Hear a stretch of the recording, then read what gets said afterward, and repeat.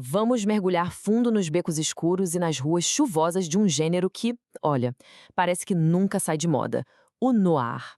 A gente vai pegar o storyboard de um thriller chamado Sombras da Verdade e desmontar peça por peça para entender como se constrói uma narrativa moderna de crime, traição e, claro, muitos segredos. Vamos começar. E já começamos com a primeira linha do roteiro. Essa frase aqui, ela não é só um texto na tela, né? Ela é uma promessa. Já estabelece na hora o tom do mundo em que a gente está prestes a entrar. Um lugar perigoso, onde ir atrás da verdade pode literalmente deixar alguém sangrando. É isso. Esse é o coração do noir. Então, essa é a grande questão no fim das contas.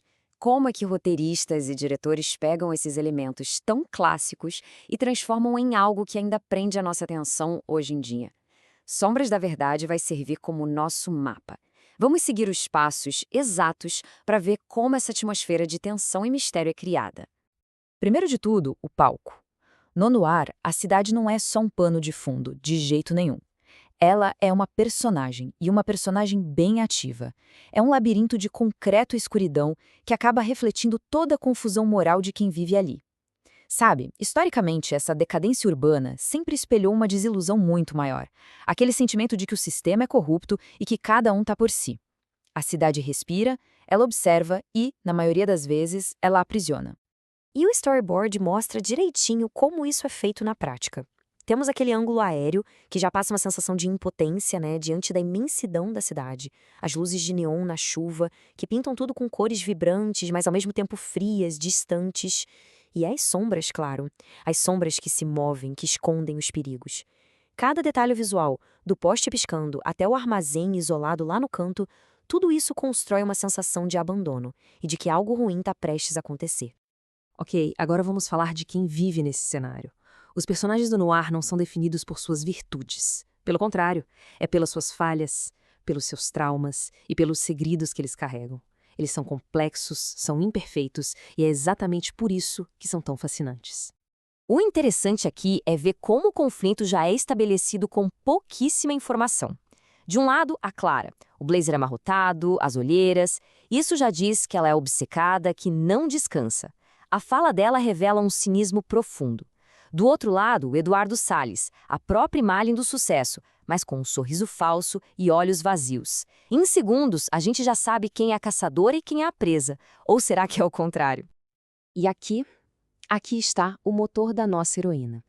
Essa frase, vinda de um flashback, mostra que a busca da Clara não é só profissional, é algo profundamente pessoal. Um bom detetive no ar nunca está só resolvendo um crime.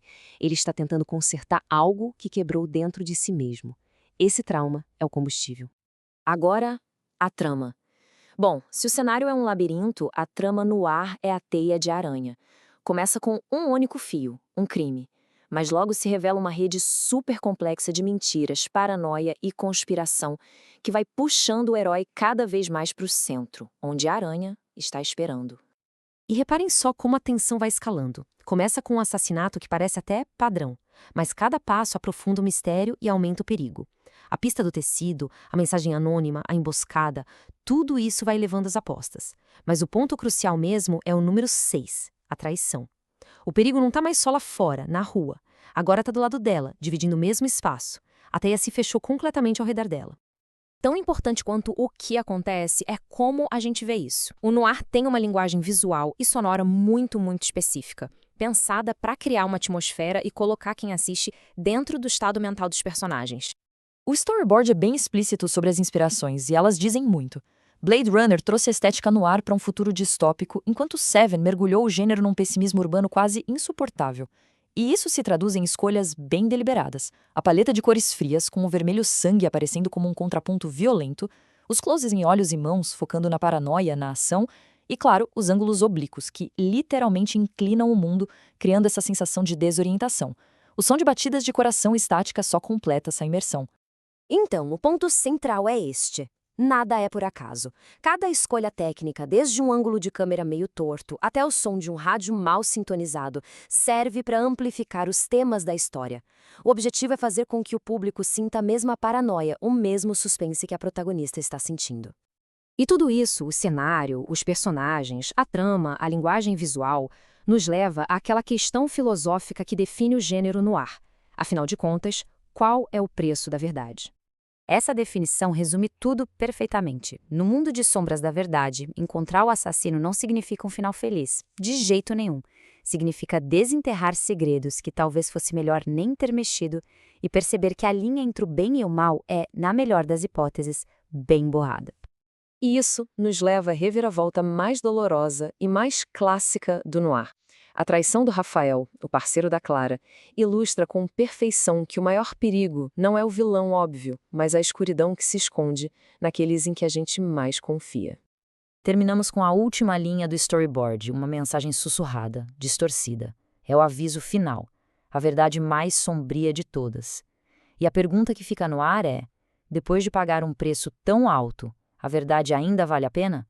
No noir, a resposta nunca, nunca é simples.